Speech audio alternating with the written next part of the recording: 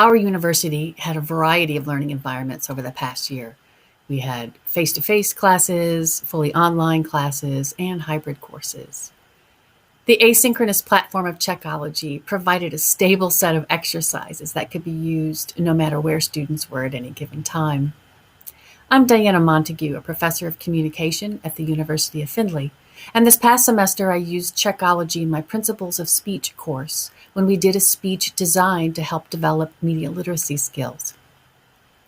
For this speech, students chose a recent current event and then found a news article and an opinion piece on the same topic.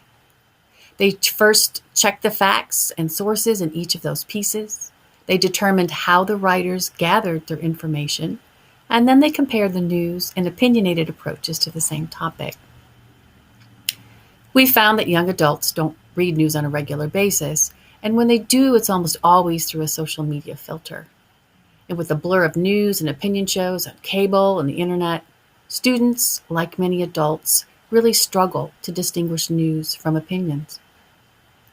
Some have never picked up a physical newspaper or watched an actual newscast on television.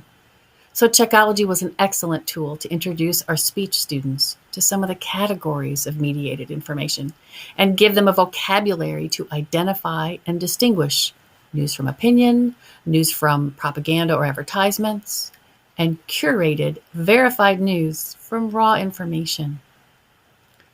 Checkology also helped them look for red flags to identify misinformation, and it gave students some insight into how conspiracy theories are started and disseminated in the media.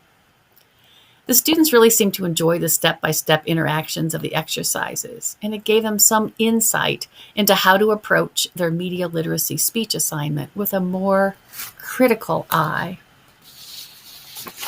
If you are planning on using Checkology, I would encourage you to reinforce the lessons learned in the exercises by pulling in the day's news, opinions, or trending topics on social media feeds. This encourages students to apply what they learned in the exercises to breaking news.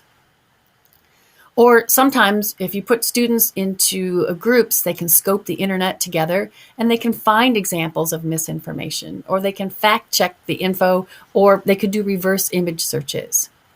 It's good to see those light bulbs go on when they can start to apply the media literacy skills that they learned in Checkology to new media content that they find on their own. I really enjoyed using Checkology in my class.